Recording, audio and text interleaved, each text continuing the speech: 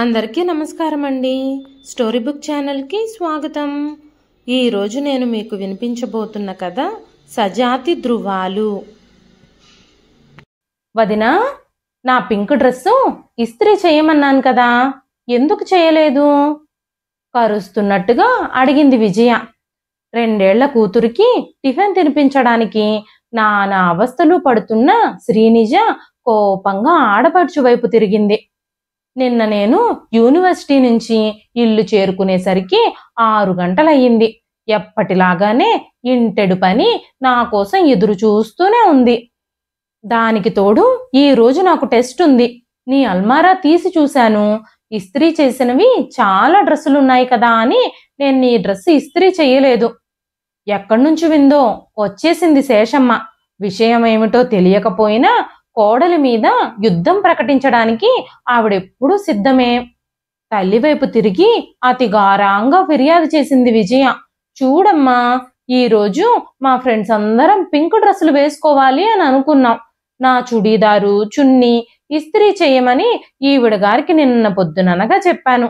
ఇప్పుడేమో ఏంటో కుంటి సాకులు చెబుతుంది. వింటూనే ఉన్నానమ్మా. కూతుర్ని చెయ్యి పట్టి వెనక్కి లాగి కోడలి మీదకెళ్ళింది శేషమ్మ. అలికి అన్నం పెట్టడం ఊరికి ఉపకారం అన్నాడట. నీలాంటి వాడెవడో వెనకడికి. మమ్మల్ని ఉద్ధరించడానికి చదువుతున్నావా నీవు? తైతెక్కలాడుతూ కాలేజీకి వెళ్ళొస్తూ తమాషాగా కాలం గడపడానికి నువ్వు హాస్టల్లో ఏమీ లేవు, అత్తగారింట్లో ఉన్నావు. కాలేజీ వంకపెట్టి పని ఎగ్గొట్టడం నీకు బాగా అలవాటైపోయింది. ఆ బట్టలు ఇస్త్రీ చేయకుండా ఇల్లెలా కదులుతావో నేను చూస్తాను. శ్రీనిజ రక్తం సలసలా మరిగింది. అత్తయ్య, టైం 9:30 అవుతోంది. పరీక్ష 10ంటికి మొదలవుతుంది. మీ కోరిక ప్రకారం పరీక్ష మానేస్తాను. ఆనాక మీ అబ్బాయి వచ్చాక మీ అమ్మగారు విజయ బట్టలు ఇస్త్రీ చేయమన్నారు, అందుకే నేను పరీక్షకు వెళ్ళలేకపోయాను అని చెబుతాను. ఏమంటారు? అంది. శేషమ్మ గాలి తీసిన బెలూన్లా తగ్గింది. వెళ్ళమ్మా వెళ్ళు. నువ్వొక శూర్పణకవన్న సంగతి తెలియక నిన్ను పని పాటలు చేయమనడం నాదే తప్పు. తిప్పుకుంటూ వెళ్ళిపోయింది శేషమ్మ. నానమ్మ, వాణింతియ్యి. కూతుర్ని ఆయాకప్పగించి హడావిడిగా బయలుదేరింది శ్రీనిజ. ఎంత త్వరగా వెళ్ళినా టెస్ట్ మొదలైపోయింది. భయంగా ప్రొఫెసర్ని ఉద్దేశించి అంది, మే ఐ కమిన్ సార్ అని. క్వశ్చన్ పేపరు సీరియస్ గా చూసుకుంటున్న విద్యార్థులంతా తల పైకెత్తి చూశారు. వాళ్లతో పాటే ప్రొఫెసర్ కూడా. ఆయన ముఖం అప్రసన్నంగా మారిపోయింది. So you lived up to your reputation of being late coming. సిగ్గుతో కుచించుకుపోతూ తన సీట్లో కూర్చుంది. జోరీగల్లా మనసులో ముసురుతున్న ఆలోచనల్ని తోలుతూ పరీక్ష రాయడానికి ప్రయత్నించసాగింది. శ్రద్ధగా చదివి పరీక్షలు రాసే విద్యార్థులకి గంటలు క్షణాల్లో గడిచిపోతాయి. టైమ్ ఈజ్ అప్ అని ప్రొఫెసర్ కంఠం శ్రీనిజని ఈ లోకంలోకి తీసుకొచ్చింది. రాసిన కాగితాలు బొత్తిగా పెట్టింది. ప్రొఫెసర్ వచ్చి అవి అందుకుంటూ అన్నారు, మిసెస్ శ్రీనిజ, లంచ్ బ్రేక్ అవ్వగానే ఒకసారి వచ్చి నన్ను కలవండి. ప్రొఫెసర్ బయటకు వెళ్ళగానే తరువాత లెక్చరర్ వచ్చేశారు. ఆయన గోల ఆయనది, శ్రీనిజ బాధ శ్రీనిజది. ఎందుకు రమ్మన్నారు ప్రొఫెసరు అనుకుంటూ భయపడిపోతుంది. ఒళ్ళంతా చెమటలు పడుతున్నాయి. బహుశా ఆయన క్లాసులు తరచుగా ఎగ్గొడుతున్నాననేమో. ఎందుకని అడిగితే ఎలా చెబుతుంది? ఏం చెబుతుంది తన అవస్థ? చెప్పినా ఆయనకు అర్థం అవుతుందా? అసలు ఎంఎస్సీలో జాయిన్ అవ్వడం తన పొరపాటు. అది ఇంట్లో వ్యక్తుల స్వభావాల గురించి తెలిసాక కూడా. ఆలోచనలు ఆమె నిమిత్తం లేకుండానే గతంలోంచి వర్తమానంలోకి, వర్తమానంలో నుంచి గతంలోకి పరుగులు పెడుతూ ఉన్నాయి. 4 సంవత్సరాల క్రిందట ఆ రోజు బిఎస్సి మార్క్ షీట్స్ వచ్చాయి. యూనివర్సిటీ ఫస్ట్గా 2 గోల్డ్ మెడల్స్తో పాస్ అయిన శ్రీనిజకి సంతోషంగా జేబులో ఉన్న 50 రూపాయలు తీసిచ్చి ఏమైనా కొనుక్కోమన్నాడు తండ్రి. అవి తీసుకొని తనకిష్టమైన బుక్ షాప్లో అడుగు పెట్టింది. ఆమెను చూస్తూనే సంతోషంగా ఆహ్వానించాడు సుధాకర్. అతను ఆ షాపు ప్రొప్రైటర్ కొడుకు. రండి, సరిగ్గా సమయానికొచ్చారు. చాలా కొత్త టైటిల్స్ వచ్చాయి. శ్రీనిజకి పుస్తకాల పిచ్చి. ప్రతి పైసా పోగు చేసి పుస్తకాలు కొనుక్కుంటుంది. సుధాకర్కి శ్రీనిజ అంటే పిచ్చి. ఆమె ఎప్పుడొచ్చినా ఆమె వెనకే తిరుగుతూ పుస్తకాలు చూపిస్తూ కబుర్లు చెబుతూ తన్మయత్వం చెందుతూ ఉంటాడు. ఆమెకున్న ప్రతి పుస్తకానికి సంతోషంగా 15% డిస్కౌంట్ కూడా ఇస్తాడు. శ్రీనిజ ఓడ్ హౌస్ రాకవైపు తిరిగింది. ఆమె పుస్తకాలు సెలెక్ట్ చేసుకున్నాక అన్నాడు, మీతో కొంచెం మాట్లాడాలండి. ఒక్క అరగంట స్పేర్ చేయగలుగుతారా? మాట్లాడండి అంది శ్రీనిజ. ఇక్కడ కాదు, ఆ పక్కగా నా ఆఫీస్ రూమ్ ఉంది. అక్కడైతే మనల్ని ఎవ్వరూ డిస్టర్బ్ చెయ్యరు. ప్లీజ్ ఒక్క అరగంట. అతని కంఠంలో అభ్యర్థన ఆమె చేత అడుగు వేయించింది. ఇద్దరూ కుర్చీల్లో సెటిల్ అయ్యాక అన్నాడు సుధాకర్, మీరిన్నిసార్లు ఇక్కడికి వచ్చినా మీ పేరేమిటో నాకు తెలియదు. మీరంటే మాత్రం నాకు చాలా ఇష్టం. మీరు చదివే పుస్తకాలను బట్టి, మీ మాటలను బట్టి మీ అభిరుచులు అభీష్టాలు ఒక్కటేనన్న భావన నాకు కలిగింది.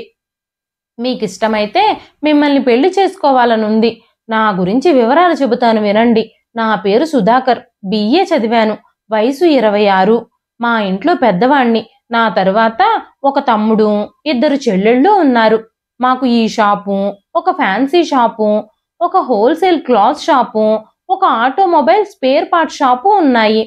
మా అందరికీ తలోటి అన్నమాట.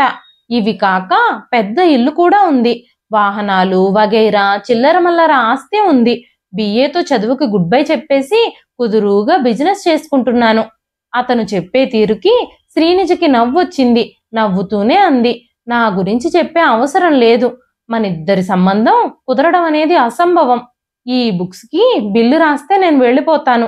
లేవబోతున్న శ్రీనిజని చెయ్యి పట్టి ఆపేశాడు సుధాకర్. ఎందుకు అసంభవమో కారణాలు చెప్పి వెళ్ళండి. శ్రీనిజ ఇబ్బందిగా అతని చేతిలోని తన చెయ్యి వంక చూసింది. సారీ అంటూ వదిలేశాడతను. చెప్పండిప్పుడు. వినండి అయితే. మీ స్థాయికి మా స్థాయికి చాలా తేడా ఉంది. మా నాన్నగారు పైసా కట్నం ఇవ్వలేరు. కట్నం వద్దని మీరన్నా బహుశా మీ తల్లిదండ్రులు ఒప్పుకోరు.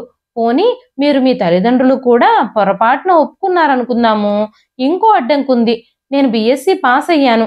పెళ్లి చేసుకోవడానికి అభ్యంతరం అయితే లేదు గాని చదువు ఆపడం మాత్రం నాకేమాత్రమూ ఇష్టం లేదు. ఎంఎస్సి చదివి తీరాలని నా ప్రస్తుత అభిప్రాయం. తనకంటే ఎక్కువగా భార్య చదువుకోవడానికి ఏ భర్త ఇష్టపడతారు? అయిపోయాయా మీ వాదనలు? ఆశ్చర్యంగా చూసింది సుధాకర్ని శ్రీనిజ. మరి నా సమాధానాలు వినండి. నిజంగానే కట్నం తీసుకోవడం నాకు ఇష్టం లేదు. మా అమ్మ నాన్న కావాలని పట్టుబడితే వాళ్ళకి ఏ విధంగా సమాధానం చెప్పాలో నాకు తెలుసు. రెండవది, నాకు రాని చదువు నా భార్యకి రావడం నాకు గర్వకారణమే. మీరు పిహెచ్డి చేసినా కూడా నాకు అభ్యంతరం ఏమీ లేదు.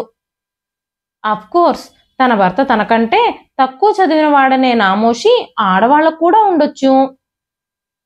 ఉద్దేశంలో అది చాలా తెలివి తక్కువ. మన ఉదాహరణే తీసుకోండి. మీరు డాక్టరేట్ తీసుకున్నా నాకున్న లోకజ్ఞానంలో, వ్యాపార దక్షతలో, లౌక్యంలో 100వ వంతు కూడా మీకు రాదు. అది ఫార్మల్ డిగ్రీస్కి కాంపిటీషన్ అన్నమాట. అది గుర్తించే సంస్కారం మీలో కూడా ఉండాలి. శ్రీనిజ కళ్ళల్లో అడ్మిరేషన్ గుర్తించి కంటిన్యూ చేశాడు. మీరు ఒప్పుకుంటే ఒక షరతు. కళ్ళతోనే ప్రశ్నించింది. అందరు యువతులు కోరుకున్నట్టుగా పెళ్ళవగానే మా ఇంట్లోంచి వచ్చేసి వేరు కాపురం అంటే సాధ్యం కాదు. మీరు మా చెల్లెళ్ళు తమ్ముడితో అమ్మా నాన్న అందరితో కలిసే ఉండాలి. అప్రయత్నంగా బుర్ర ఊపేసింది శ్రీనిజ. అంటే? చిలిపిగా అడిగాడు సుధాకర్.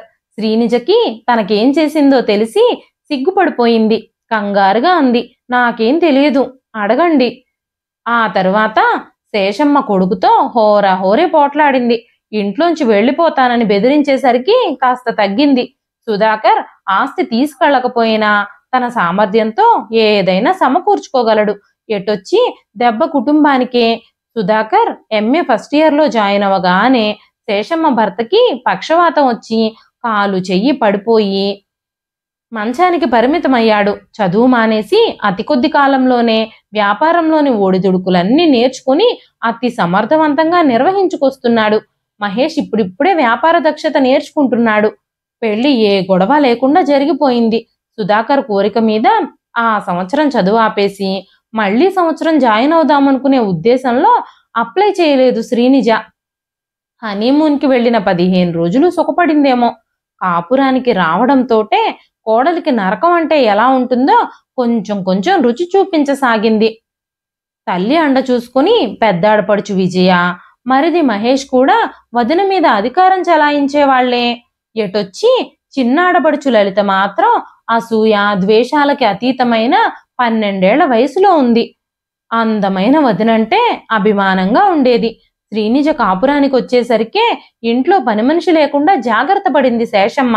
వంట, అంట్లు, ఇల్లు క్లీనింగు, మొత్తం పనంతా క్రమక్రమంగా 19 ఏళ్ల శ్రీనిజపై పడింది. పని కాక పై సాధింపులు, సూటిపోటి మాటలు, అర్థం లేని అధికారం. ఒక్కోసారి భర్తకి చెబుదామా అనుకునేది. అంతలోనే జాలి ముంచుకొచ్చేది. పొద్దున్న 9 గంటలకి ఇంటి నుంచి వెళ్ళిపోయి మళ్ళీ రాత్రి 9:30, 10 ప్రాంతంలో వచ్చేవాడు. అప్పుడు కూర్చోబెట్టి తన ఫిర్యాదులు మొదలు పెడితే అతని మనసు ఎలా ఉంటుందో, ఇంట్లో ఏం గొడవలవుతాయో అన్న భయంతో నోరు విప్పేది కాదు శ్రీనిజ. శ్రీనిజలోని ఈ బలహీనతను కనిపెట్టిన శేషమ్మ రోజు రోజుకి విజృంభించేసింది. సుధాకర్ ఇంట్లో ఉన్న సమయంలో మాత్రం అతి మేధావంతంగా నటించేది. సుధాకర్కి కూడా ఇంటి విషయాలు అంతగా పట్టేవి కాదు. పెళ్ళైన 6 నెలలకే శ్రీనిజకి నెల తప్పింది. మనసు చికాగ్గా ఉన్నప్పుడు టాబ్లెట్స్ వేసుకోవడం మరిచిపోయిన మూలంగా అదంతా జరిగింది. శ్రీనిజకి దిగులు ముంచుకొచ్చింది. ఇంక చదువు సంతకే అనుకుంది. సుధాకర్ ఓదార్చాడు. అదేమిటి శ్రీనిజ, పిల్లలున్నంత మాత్రాన చదువుకోకూడదని రూల్ తేరు కదా. మనకి కావలసినంత డబ్బుంది. Full time ఆయాను కుదుర్చుకుందాము. అమ్మ ఎలాగూ ఉండనే ఉంది. 5వ నెలలో డాక్టర్ మరింత విచారం కలిగించే వార్త చెప్పింది. సుధాకర్ బ్లడ్ RH నెగిటివ్, శ్రీనిజది RH పాజిటివ్. ఈ కాంబినేషన్ ఉన్న వాళ్ళకి సాధారణంగా అబోర్షన్ జరుగుతుంది. ఒకవేళ డెలివరీ అయితే స్టీల్ బేబీ పుడుతుంది. అది కాక బతికి ఉన్న బిడ్డ పుట్టినా కూడా మరుక్షణం బిడ్డకి బ్లడ్ ట్రాన్స్ఫ్యూజన్ చెయ్యకపోతే చచ్చిపోతుంది. చేస్తే బ్రతికే ఛాన్స్ ఉంది. తర్వాత వచ్చిన ప్రెగ్నెన్సీలు ఎట్టి పరిస్థితుల్లోనూ నిలవవు. ఇప్పుడైనా శ్రీనిజ చాలా జాగ్రత్తగా ఉండాలి. సుధాకర్ తల్లి స్వభావం తెలిసిన వాడవడంతో బాగా ఆలోచించి శ్రీనిజని వాళ్ళమ్మ వాళ్ళింటికి పంపించేశాడు. తల్లికి విషయం తెలియనీయలేదు. అతి కష్టం మీద వాణి బ్రతికింది. అప్పుడే శ్రీనిజకి ట్యూబెక్టమీ కూడా చేసేశారు. సుధాకర్, శ్రీనిజ ఈ విషయాలేవి శేషమ్మకి తెలియకుండా జాగ్రత్తలు పడ్డారు. వాణికి 1 ఏడాది నిండుతున్నా శ్రీనిజ MSc మాట ఎత్తకపోవడంతో ఒకరోజు సుధాకరే ఆ విషయం ప్రస్తావించాడు. అతడికి ఏమూలో గిల్టీగా ఉండేది. తన మూలంగానే శ్రీనిజ బ్రిలియన్స్ అంతా వంటింటికే పరిమితమైపోతుందేమో అని. ఏమిటి శ్రీనిజ, ఈ ఏడాదైనా యూనివర్సిటీలో జాయిన్ అవుతావా? అప్లికేషన్ ఫామ్ తీసుకొచ్చాను. ఒక్కసారిగా శ్రీనిజ ముఖంలో మబ్బులు కమ్ముకున్నాయి. నాకేమో ఇది పెద్ద డైలమా అయిపోయిందండి. ఒకవైపు అయ్యో చదువుకోలేకపోతున్నానే అని బాధ, మరో పక్క నా దారిన నేను వెళ్ళి దీని సంరక్షణ సరిగ్గా జరగదేమో అని గాబరా. ఒకవేళ దీనికేమన్నా అయితే జీవితాంతం మనసు పీకుతుంది. నేను ఇంట్లోనే ఉండుంటే ఇలా జరిగేది కాదేమోనని. అందులోనూ మనకి ఇక పిల్లలు. శ్రీనిజ గొంతు వణికింది. కళ్ళల్లో నీళ్లు తిరిగాయి. ప్రేమగా దగ్గరకు తీసుకున్నాడు సుధాకర్. నువ్వింత పిచ్చిదానం అనుకోలేదు శ్రీనిజ. ఇంతేనా చదువు మీద నీకున్న పట్టుదల? వానికేమీ కాదు. నువ్వు నిశ్చింతగా MScలో జాయిన్ అవ్వు. ఎంత డబ్బైనా మంచి ఆయాను కుదుర్చుకుందాము. ఆమె సరిగ్గా చూస్తుందో లేదోనండి. చూడ్డానికి మా అమ్మ ఉండనే ఉంది కదా. స్త్రీ ఏ విషయం గురించైనా లోతుగా ఆలోచించడం ఇంకెప్పుడు నేర్చుకుంటావు నువ్వు? వాణికి ఏమీ అవ్వకూడదని ఎప్పుడూ దేవుణ్ణి ప్రార్థిద్దాం. ఒకవేళ ఏదైనా అయ్యిందే అనుకో, నువ్వుండి ఏదైనా చెయ్యగలవా?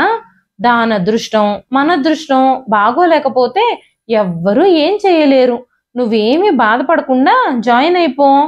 శ్రీనిజ యూనివర్సిటీలో జాయిన్ అయ్యేటప్పుడు ఇంట్లో చిన్న సైజు యుద్ధమే జరిగింది.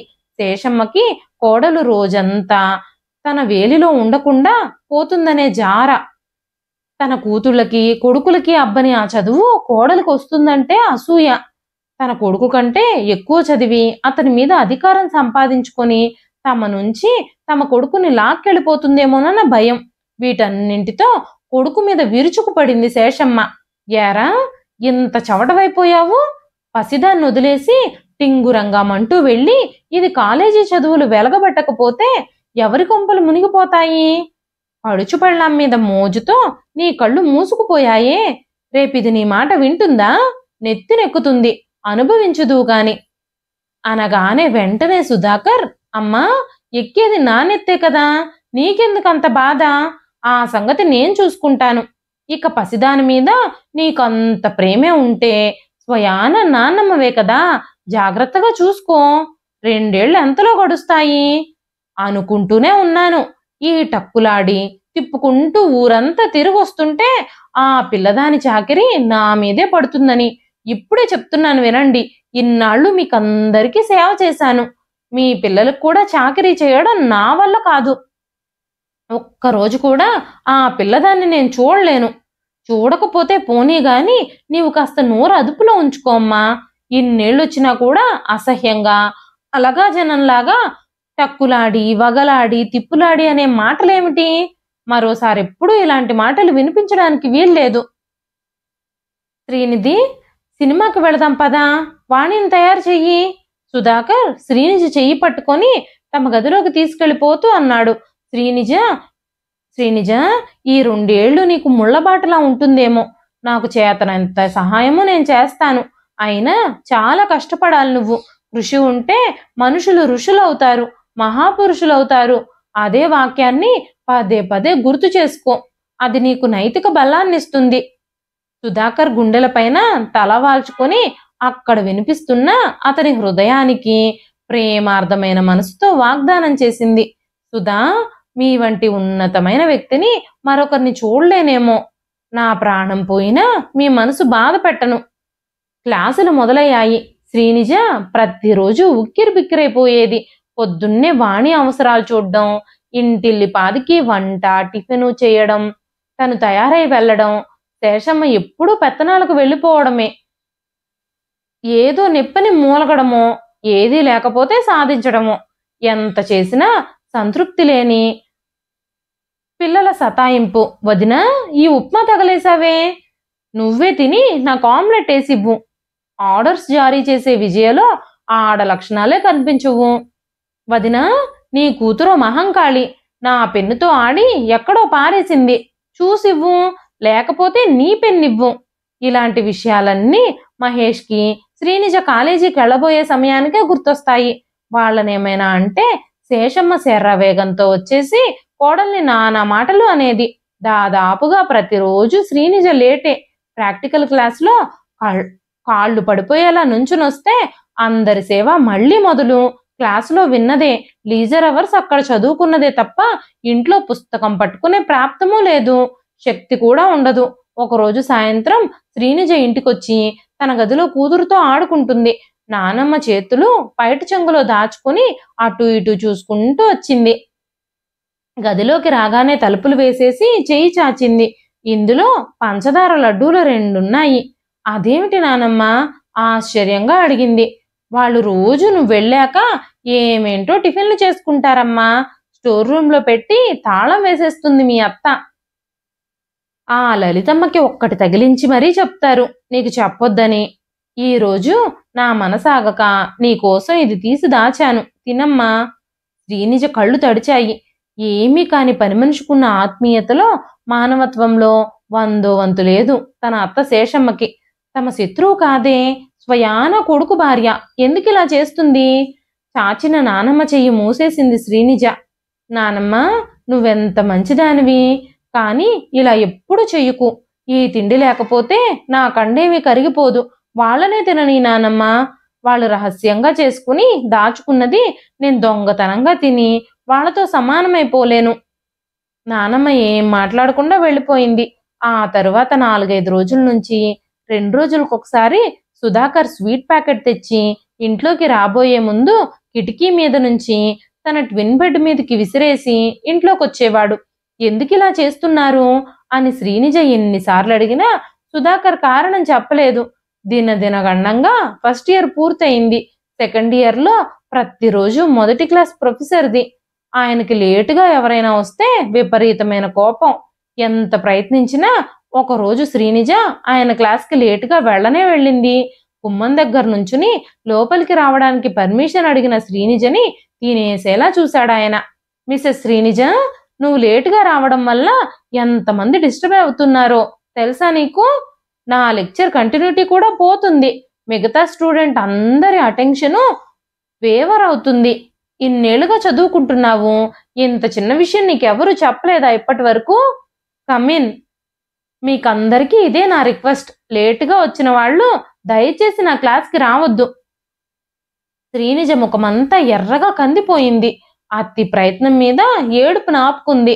అప్పటి నుంచి దాదాపుగా రోజు విడిచి రోజు ఆయన క్లాసులు ఎగ్గొట్టడమే. ఒక్కోసారి శ్రీనిజకి చెప్పలేనంత విరక్తి కలుగుతుంది. ఈ విధంగా చదివి ఏం ఆనందం, మాని పారేస్తే పీడ పోతుంది అనుకునేది.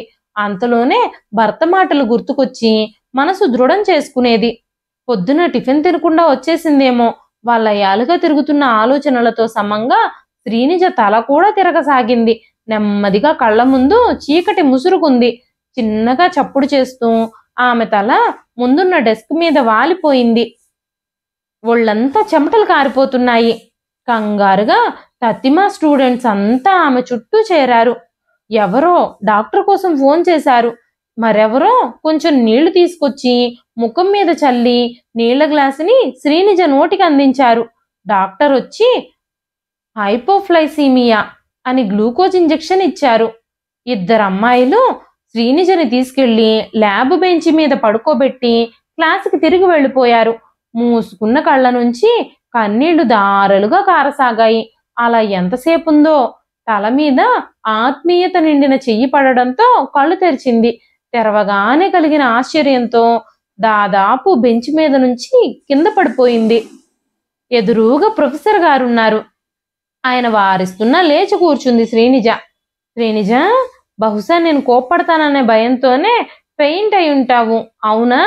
ఇంత క్రితమే వసంత్ వచ్చి నీ గురించి నాకంతా చెప్పింది. నీకున్న ఓర్పు, పట్టుదల ఇంతవరకు నేను మరే స్టూడెంట్లోనూ చూడలేదు. ఎప్పుడూ ధైర్యాన్ని కోల్పోకు. దేవుడు నీకు ఖచ్చితంగా మేలు చేస్తాడు. లేట్ అయినా క్లాస్కి రావడం మానేయొద్దు. నా పర్మిషన్ అడగకుండానే సరాసరి నీ సీట్లోకి వెళ్ళి కూర్చో. ఇందాక టెస్ట్ బాగా చేశావు. Wish you all the best. కృతజ్ఞతతో మూగబోయిన శ్రీనిజ కంఠంలోనే ఆగిపోయాయి థ్యాంక్ యూ సార్ అనే మాటలు. కళ్లతోనే వ్యక్తీకరించింది. ప్రోత్సాహకరంగా చిరునవ్వు నవ్వి ఇంటికి వెళ్లి రెస్ట్ తీసుకోమని చెప్పి హుందాగా తన రూమ్ వైపుకి సాగిపోయాడు ఆయన. శ్రీనిజ చదువాపేయడానికి శేషమ్మ చేసిన ప్రయత్నాలన్నీ విఫలమయ్యాయి. కాలం నత్తలా నడిచిన ఫైనల్ పరీక్షలు రానే వచ్చాయి. మొదటి పరీక్ష అయ్యింది. రెండవ రోజు పరీక్షకి తయారవుతోంది శ్రీనిజ. 8 అవుతున్నా నానమ్మ లేవలేదు. విసుక్కుంటూ లేపడానికి వెళ్ళింది. చేత్తో కదపబోయి ఉలిక్కి పడింది. నానమ్మ ఒళ్ళు నిప్పులా కాలిపోతుంది. శ్రీనిజ గుండె జల్లుమంది. భయపడుతున్నదంతా అయ్యింది. 2 రోజుల నుంచి నాన్నమ్మ రొంప, తలనొప్పి అంటూనే ఉంది. ఈ రోజు స్పృహ లేకుండా జ్వరం వచ్చేసింది. ఇప్పుడు పరీక్షకు వెళ్ళడం ఎలాగా? అంతా తన కర్మ. 2 రోజుల క్రిందటే సుధాకర్ స్టాక్ తేవడానికి బాంబే వెళ్ళాడు. అతను ఉండుంటే వాణిని చూసుకునేవాడు. తను హాయిగా పరీక్షకు వెళ్ళొచ్చేది. ఈ రోజు మధ్యాహ్నానికి కానీ సుధాకర్ రాడు. తల్లి దగ్గర వదిలి వెళదామంటే వాణికి శేషమ్మ పుణ్యమా అని అమ్మమ్మ అలవాటు లేదు. ఎంత బ్రతిమాలినా 2 రోజులు కూడా పుట్టింటికి వెళ్ళనిచ్చేది కాదు. భయపడుతూనే అత్తగారి దగ్గరికి వెళ్ళింది శ్రీనిజ. అత్తయ్య, నేను 1 గంటకల్లా వచ్చేస్తాను. మీరు కాస్త వాణిని. శేషమ్మ ముఖంలో విజయ గర్వం తొంగి చూసింది. నేను ముందే చెప్పలా నీ కూతురు చాకరీతో నా ప్రాణం తీయొద్దని? కుదురైన పిల్లయితే పాపం పోనీలే అని చూసేదాన్ని. ప్రపంచంలో మీకేగాక కూతురున్నట్టు పిచ్చగారం చేసి దాన్ని ఎందుకు పనికి రాకుండా చేసేశారు. 4 గంటలు కాదు, 4 నిమిషాలు కూడా నేను దాన్ని సముదాయించలేను తల్లి. నీ పాటలేవో నువ్వే పడు. ఆశగా పెద్దాడపడుచు విజయ్ దగ్గరికి వెళ్ళింది. విజయ, వాణిని ఈ ఒక్కరోజు నువ్వు మహారాణిలా కాలేజీకి వెళ్ళొస్తూ ఉంటే నేను నీకు ఊడిగం చెయ్యాలా అండి వదిన గారు? మా ఫ్రెండ్స్ అందరం మార్నింగ్ షోకి వెళుతున్నాం. నేను ఇంట్లో ఉండను అని చెప్పగానే శేషమ్మ కూతురు వైపు ప్రశంసాపూర్వకంగా చూసింది. చివరి ఆశగా లలిత దగ్గరికి వెళ్ళింది శ్రీనిజ. లలిత, బంగారు తల్లివి కదూ, నేనొచ్చే వరకు వాణిని ఆడిస్తావా? నేను నీకు మంచి ఫ్రాక్ కొని పెడతాను. ఓ అలాగే వదినా, రెడీగా ఒప్పేసుకుంది లలిత. శేషమ్మకి ఒళ్ళు మండిపోయింది. లలితకి 1,00,000 జాగ్రత్తలు చెప్పి చికాకు ఆందోళన నిండిన మనసుతో పరీక్ష రాయడానికి బయలుదేరింది శ్రీనిజ. పరీక్ష మొదలైంది. 1 గంటన్నర అయింది. మరో గంటన్నర ఉంది. ఇంతలోనే వరండాలో ఏదో గొడవ వినిపించింది. అందరి తల్లు అటు తిరిగాయి. అటెండరు లలితని బయటకు తీసుకెళ్లడానికి ప్రయత్నిస్తూ ఉన్నాడు. లలిత పెనుగులాడుతుంది. హడావిడిగా శ్రీనిజ లేవబోతుండగానే ప్యూను చేతుల్ని బలం కొద్దీ విదిలించేసుకొని బాణంలా పరీక్ష హాల్లోకి దూసుకొచ్చేసింది. వదినా వదినా అని అరుస్తూ లోపలికొచ్చింది లలిత. శ్రీనిజ గబుక్కున ఆ పిల్ల నోరు నొక్కేసి ఇన్విజిలేటర్ కి సారీ చెప్పి లలితని బయటికి ఒక మూలకి లాక్కొని వెళ్ళింది. ఏమిటి? చెయ్యి తీసి అడిగింది. ఆమె గుండెల సవ్వడి వరండా అంతా మారుమోగుతుందా అన్నంత వేగంగా కొట్టుకుంటుంది. వదినా, వాణి, మరి వాణి బాత్రూంలో అని చెబుతూ ఏడుపు లంకించుకుంది లలిత. వాణికేమైంది చెప్పు లలిత, గట్టిగా కుదిపింది. వెక్కుతూ చెప్పింది. వాణికి నీళ్ళంటే చాలా ఇష్టం. బాత్రూంలో సిమెంట్తో నీళ్ల కోసం కట్టిన తొట్టుంది కదా, ఎప్పుడూ అక్కడికే వెళ్ళి ఆడుకుంటూ ఉంటుంది. ఈ రోజు కూడా అలాగే వెళ్ళింది. లలిత వీధిలో తన 7 పిల్లలతో ఆడుకుంటూ వాణి సంగతే మర్చిపోయింది. వాణి తీరా బయటికి రావడానికి ప్రయత్నించినప్పుడు బోల్టు తీయడం చేత కాలేదు కాబోలు. లోపల నుంచి తలుపును బాదుతూ గెంతుతూ ఏడవడం ఆరంభించింది. కాలు జారింది కాబోలు. వెనక్కి పడిపోయింది. పడిన శబ్దం వినిపించగానే ఏడుపు ఆగిపోయింది. వెంటిలేటర్ నుంచి చూసేసరికి కదలిక లేకుండా పడుంది. ఇది సారాంశం. లలిత కంగారుగా శేషమ్మని వెతికి తీసుకొచ్చింది.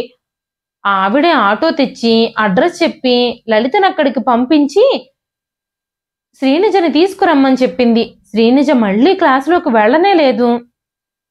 లలితని లాక్కెళ్లి ఆటోలో కూలేసింది. ముందు వారి ఆటోమొబైల్ స్పేర్ పార్ట్ షాప్ దగ్గరికి వెళ్లి అక్కడి కుర్రాడిని తీసుకుని ఇంటికెళ్లారు. శేషమ్మ దీర్ఘాలు తీస్తూనే ఉంది. ఆ కుర్రాడు బోల్ట్ మీద పని ప్రారంభించాడు. వెంటిలేటర్ నుంచి చూసింది. వాణి చలనం లేకుండా పడే ఉంది. 1 పావు గంటలో షాపు కుర్రాడు బోల్టుకున్న స్క్రూలు మేకులు లూజు చేసేసి తలుపు తీశాడు. ఒక్కంగలో వెళ్లి వాణిని తీసుకుంది. వెనక్కి తిప్పి చూసింది. తల వెనక భాగంలో మెడపైగా దెబ్బ తగిలినట్టుంది. అక్కడంతా నల్లగా అయిపోయింది. వాణిని భుజం మీద వేసుకుని పిచ్చిదానిలాగా బయటకు పరిగెత్తింది. కనబడిన ఆటోలో ఎక్కేసి ఫ్యామిలీ డాక్టర్ అడ్రస్ చెప్పింది. వాణిని పరీక్షించిన డాక్టరు పెదవి విరిచాడు. తల వెనక భాగంలో గట్టి దెబ్బలే తగిలాయి. కంకషన్ అనుకుంటాను. ప్రాణం పోయి అరగంట అవుతుందేమో. తను అనుమానించిందే డాక్టర్ కన్ఫర్మ్ చేశాడు. అప్పటి వరకు బలవంతాన కూడగట్టుకుంటున్న ఆత్మ నిగ్రహం సడలిపోగా వాణి శరీరం మీద వాలిపోయింది. మీనార్ ఎక్స్ప్రెస్ లో దిగిన సుధాకర్ విషయం వింటూనే డాక్టర్ దగ్గరకు వచ్చేశాడు. ఎవరికి ఏమొచ్చినా ఆ డాక్టరే, అందుకే అక్కడికే పరిగెత్తాడు. అక్కడ వాణి ఒక బల్ల మీద, శ్రీనిజ ఒక బల్ల మీద చలనం లేకుండా పడుకునున్నారు. సుధాకర్ పిచ్చిగా ఇద్దరి వంక మార్చి మార్చి చూశాడు. డాక్టర్ సుధాకర్ భుజం మీద చెయ్యి వేసి చెప్పాడు. About Vani I am sorry. శ్రీనిజకి సెడేషన్ ఇచ్చాను. ఈ రోజంతా లెగవకుండా 2-3 రోజులు ఇలా ఉంచడమే మంచిది. హాస్పిటల్లోనే ఉంచేయండి. ఇంట్రావీనస్ గా ఫ్లూయిడ్స్ ఇవ్వాలి. సుధాకర్ శ్రీనిజ దగ్గరికెళ్ళాడు. తెల్లగా పాలిపోయి ఉన్న ఆమె ముఖాన్ని గుండెలకి హత్తుకున్నాడు. శ్రీనిజ, నన్ను క్షమించు. ఇదంతా నా మూలంగానే. అతని గొంతు పూడుకుపోయింది. శ్రీనిజని సరిగ్గా పడుకోబెట్టేసి డాక్టర్ వైపు తిరిగాడు. డాక్టర్ ఒక అరగంటలో వాళ్ళ అమ్మగారిని హాస్పిటల్కి పంపిస్తాను. అంతవరకు డోంట్ వర్రీ, గో అహెడ్. వాణిని భుజాన వేసుకుని లోనకొస్తున్న కొడుకుని గుమ్మంలోనే ఎదుర్కొంది శేషమ్మ. ఏమన్నాడ్రా డాక్టరు? అదేది, వెళ్ళేటప్పుడు ఏ డాక్టర్ దగ్గరికి వెళుతుందో ఒక్క ముక్క చెప్పిపోతే దాని సొమ్మేం పోతుంది? ఒళ్ళంతా పొగరే దానికి. అయినా సంసారికి చదువులేమిట్రా అని నేను మొత్తుకుంటూనే ఉన్నాను మొదటి నుంచి. అమ్మా, నువ్వు నోరు ముయ్యకపోతే నీ పీక నొక్కి చంపేస్తాను. నీలాంటి ఆడది నిజంగా భూదేవికే భారం. అది నీకేం అపకారం చేసిందమ్మా? దాన్నిలా వెంటాడి వేటాడావు. నానమ్మ నాకు చెబుతూనే ఉండేది. కాని ఇంత రాక్షతత్వం నలుగురు పిల్లల్ని కన్నా నీలో ఉంటుందనుకోలేదు. తన గదిలోకి వెళ్ళిపోయి వాణిని సున్నితంగా పరుపు మీద పడుకోబెట్టాడు. అతని కళ్ళల్లోంచి కారే నీళ్లు వాణి ముఖాన్ని అభిషేకిస్తూ ఉన్నాయి. అంత విచారంలోనూ అతనికి తను చిన్నప్పుడు చదువుకున్న సైన్స్ పాఠం గుర్తుకొచ్చింది. సజాతి ధృవాలు వికర్షించుకొను, విజాతి ధృవాలు ఆకర్షించుకొనును అని. ఇదండి ఈ రోజు కథ. ఈ కథ పేరు సజాతి ధృవాలు. రచించిన వారు రాజ్యలక్ష్మి కొలాస్కర్ గారు.